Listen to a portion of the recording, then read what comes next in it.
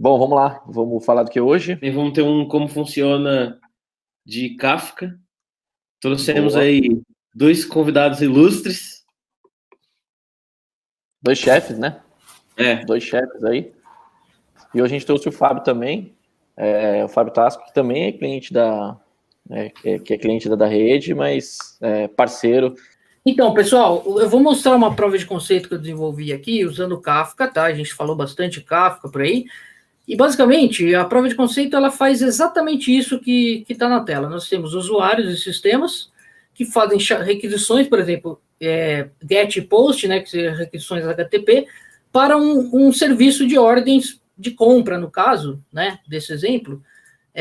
Então, assim, é uma loja, é uma estrutura de microserviços de uma loja, tá? Então, tudo que está nesse desenho eu implementei e eu vou subir ele daqui a pouco e a gente vai ver ele funcionando. Só que olha o detalhe que interessante.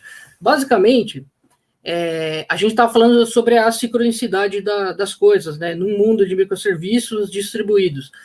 Basicamente, o que esse desenho representa é que uma requisição, um pedido de compra que chegou no serviço de ordens de compra, né, ele vai ser enviado para o servidor do Kafka, num tópico de ordens de compra. Aí, nós temos 3 microserviços que vão escutar esse pedido de ordem de compra, vão validar se essa ordem ela tem permissão de ser aprovada, executada e processada.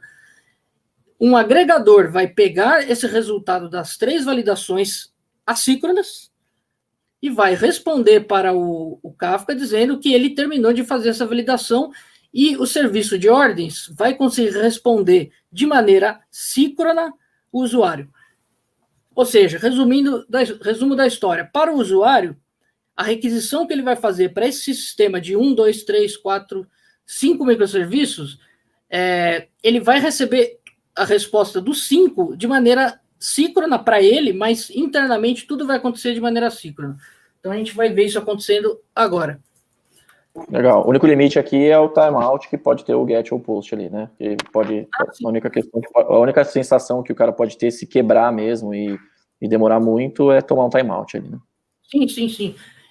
Isso daí, assim, é um exemplo que não é muito comum ser utilizado esse modelo aí, mas ele é uma estrutura assim, porque não tem muito sentido você fazer uma comunicação assíncrona entre os microserviços se a sua resposta vai ser sempre síncrona. No caso aí, esse modelo de arquitetura seria interessante para lojas que online, por exemplo, que não fazem a compra de maneira síncrona. Por exemplo, você vai lá, põe o produto no carrinho, manda comprar, a compra é processada, só que você não recebe na tela dizendo que ela foi concluída.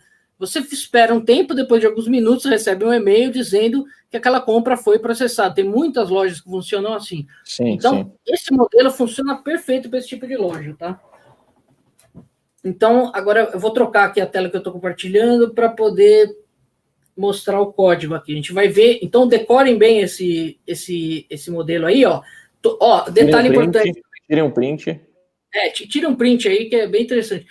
Um detalhe importante, nenhum microserviço está falando com o outro, tá? Eu não tenho nenhum microserviço conversando com o outro. Aqui é todo mundo falando com o Kafka, certo? E eu tenho a comunicação entre microserviços através do Kafka, através de tópicos, tá? Isso quer dizer o quê? Eu tenho disparo de eventos aí de tudo quanto é tipo, ou seja, ordem criada, ordem validada, ordem processada, ordem concluída, entendeu? Tudo isso são eventos que são propagados para o Kafka e os microserviços reagem ao acontecimento desses eventos, tá? É isso que é o ponto-chave aí da questão. Então, vamos para o código agora. Bom, aqui, pessoal, eu tô com o meu terminal, certo? Então, aqui eu vou subir a aplicação. Então, todo aquele modelo que a gente viu no diagrama, a gente vai subir aqui, é tudo container Docker, tá? Aqui desse lado, ó, nesse quadrinho aqui, a gente vai ver todos os containers que vão ser criados, tá? Por ser uma POC, tá? Eu coloquei tudo no mesmo Dockerfile, tá? Mas, obviamente, cada serviço daquele, a gente pode ter um Dockerfile diferente, tá? Eu separei por threads, então eu criei uma aplicação Java só, porém, threads diferentes. Então, são 4 aplicações rodando no mesmo container, tá?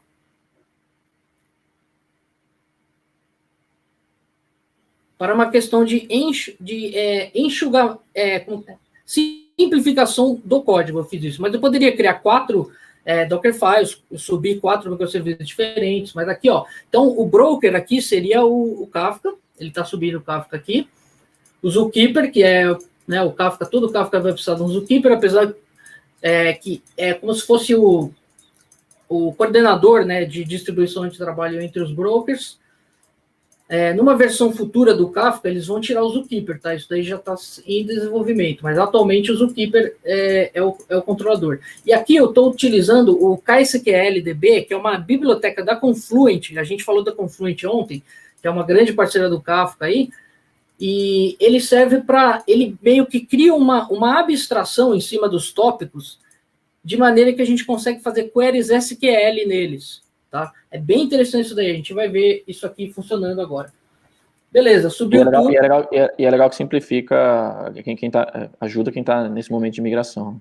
Com certeza, é um jeito de enxergar os tópicos e toda a estrutura de dados que está no Kafka, bem interessante. E é super simples de usar, vou mostrar aqui para vocês. Então, basicamente, a gente subiu todos esses microserviços, eles ainda estão consumindo uma quantidade de CPU, então o Kafka está consumindo 415 megas aqui, né? Então, eu tenho um nó só, de um broker só, e beleza. Então, agora, eu abri 2 instâncias do KSQLDB aqui para eu poder executar 2 grupos de códigos aqui. Então, primeira coisa é o seguinte, como eu subi a aplicação, eu tenho 2 tópicos criados. Um tópico deles, um tópico é o tópico de ordens, e um outro tópico é o tópico de validações de ordens, tá? Eu tenho 2 tópicos aí. Então, toda a minha loja, todo aquele diagrama dos 5 microserviços funcionam dentro de 2 tópicos, tá? Isso é bem interessante. A gente vai ver isso aqui acontecendo aqui na prática. Então, eu vou criar agora, usando a interface do KSQL, um string que vai se conectar no tópico de ordens. Ou seja, eu vou conseguir visualizar todas as ordens de compra que vão chegar na minha aplicação quando eu começar a mandar ordens de compra. Pronto, criei o string de ordens de compra, o string que vai bater nas ordens. Agora eu vou criar o string das validações das ordens.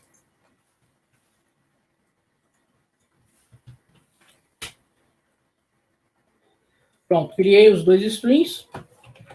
Agora, olha só, eu vou fazer um select. Tudo na interface do KSQL. Embaixo dos panos, o Kafka que está sendo utilizado aqui, tá? Esse SQL, ó, é um select asterisco from orders string, que é o string que eu acabei de criar, emit change. O emit change é um comando para ele printar na tela todas as mudanças que acontecerem nesse string de dados. Então, lembrando, o string de dados é um fluxo inumerável de dados, né? De elementos, né? É como se fosse uma lista infinita, em português, claro. Então, eu vou mandar printar essa lista infinita para mim. Está aqui. Ele está printando a lista infinita, obviamente não tem nada ainda. É um select infinito, né? Isso. Agora eu vou fazer a mesma coisa com o tópico de validações.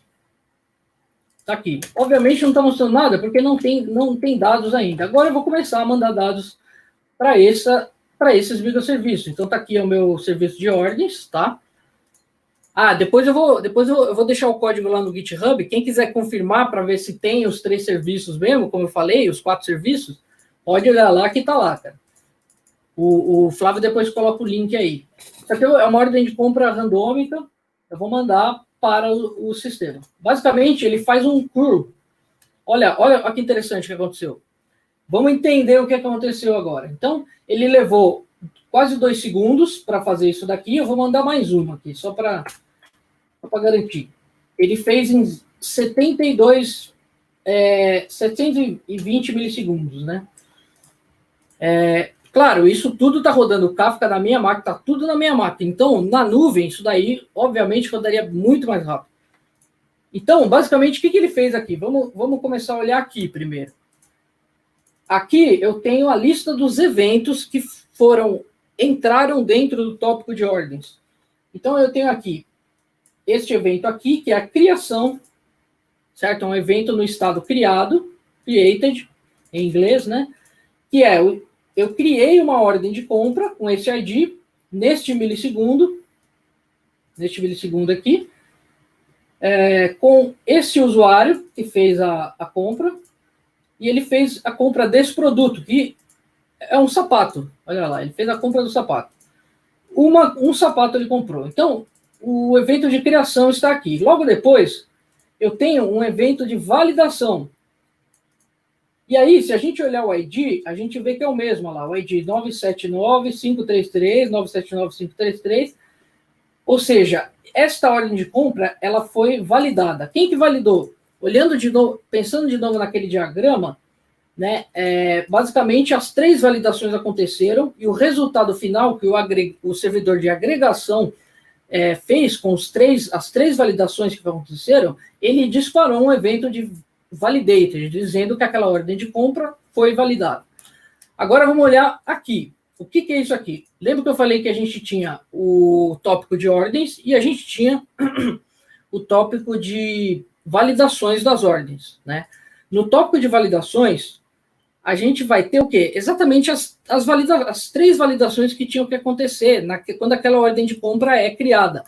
E aqui eu tenho as 3 acontecendo aqui, num outro tópico de maneira assíncrona, e o resultado das 3 é resultante da validação terminada aqui. Então, o que aconteceu? O Fraud Service fez uma validação, o Financial Service fez outra validação e o Inventory Service fez outra validação. Pense que isso daqui é basicamente o serviço de estoque, o Inventory, o Financial é o serviço que faz a cobrança financeira e o Fraud Service é o serviço que verifica se a transação é uma fraude ou não. Tá? A gente tem o ID aqui, ó, da ordem que foi feita e ela passou, true, true, true. O que eu faço aqui no código é o seguinte, eu faço uma contagem. Quando os 3 serviços validam true para essa compra, eu prossigo dizendo que ela foi validada. Aí, o resultado final da validação é o serviço de ordens fala que a ordem foi validada, aí ele faz transaciona ela e finaliza ela.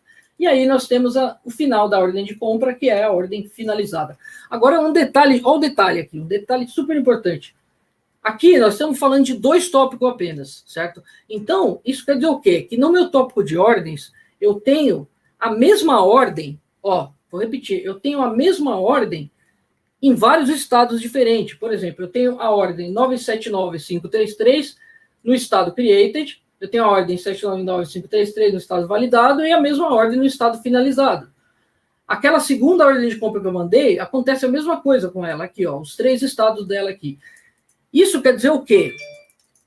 Essa é a minha persistência. Esses são os eventos que aconteceram no ciclo de vida daquela ordem.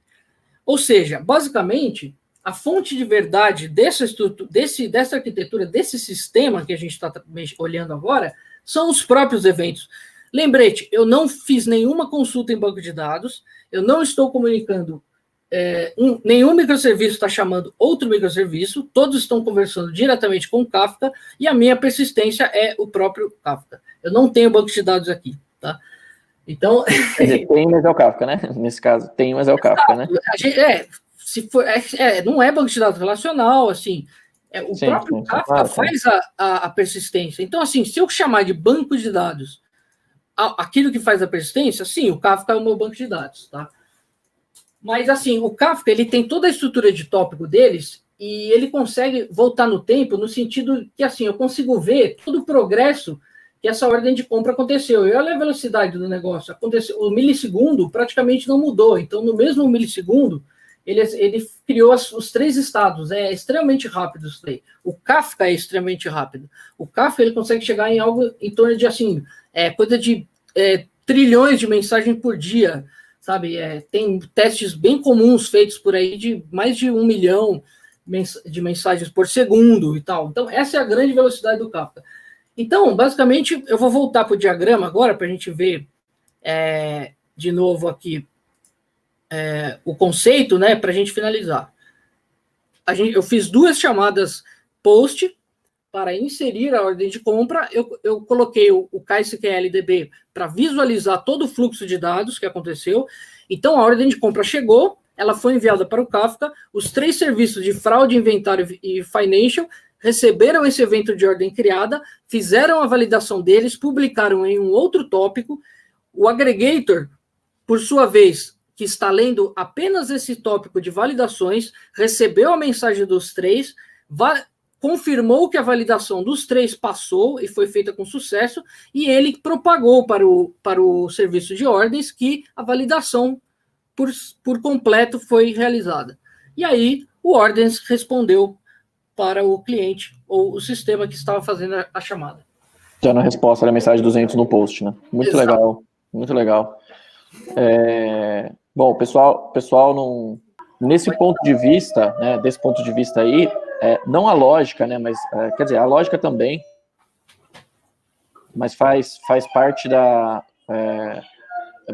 muitas responsabilidades frente a essa estrutura foi passada para o Kafka, né? Então, assim, Sim. O Kafka tem uma responsabilidade bem grande, né? Nesse desenho, se o Kafka parar, tudo para, né? Tudo para, exato. Como é que a gente administra isso? A gente administra isso clusterizando o Kafka. O Kafka, ele foi, por natureza, por design, ele é construído para ser um cluster. Então, a gente nunca vai ter em produção apenas um nó do Kafka. O Kafka, ele tem o método de replicação dele, que ele replica os dados para todos os nós do cluster. Então, assim, você sempre vai estar trabalhando em cima de um cluster, e a ideia é realmente que o Kafka nunca caia. Porque, assim, qual a utilidade de você usar um cluster que não seja para ter disponibilidade? Então, uma das funções do Kafka é nunca cair. Em qualquer estrutura que você use o Kafka, é super importante que ele nunca caia. Então, só que ele já foi construído para isso. Então, a clusterização é super importante para manter ele disponível, tá? E não há problema nenhum em você desenvolver os seus microserviços imaginando que o Kafka nunca vai cair. Porque se ele cair, basicamente, não há substituto para ele. A não ser que você pode ter, claro, um outro cluster e tal. Mas um outro cluster do Kafka para ser o fallback, mas se você tem um cluster suficiente, ele aguenta a porrada. Não, tranquilo. Então, assim, a ideia realmente é essa, né? A gente tem que trabalhar, como a gente faz com o banco de dados, né? A gente tem que trabalhar na redundância, resiliência dele, e ele tem ferramentas para isso, como a gente conversou ontem, né? Na verdade, assim, isso é aceitável nesse tipo de arquitetura, então faz parte do design, by design de uma arquitetura de evento, do desenho, você tem usar uma ferramenta como o Kafka, que é uma ferramenta de alta confiabilidade, de alta disponibilidade, ele tem que ser... Escalabilidade, né? Escalabilidade, que você consegue escalar horizontalmente, né? Paralelismo, ele aceita um zilhão de consumidores, zilhão de produtores ao mesmo tempo, no mesmo tópico. Então, assim, ele tem uma série de diferenciais positivos em relação a RabbitMQ e companhia. Sim. Muito, muito legal.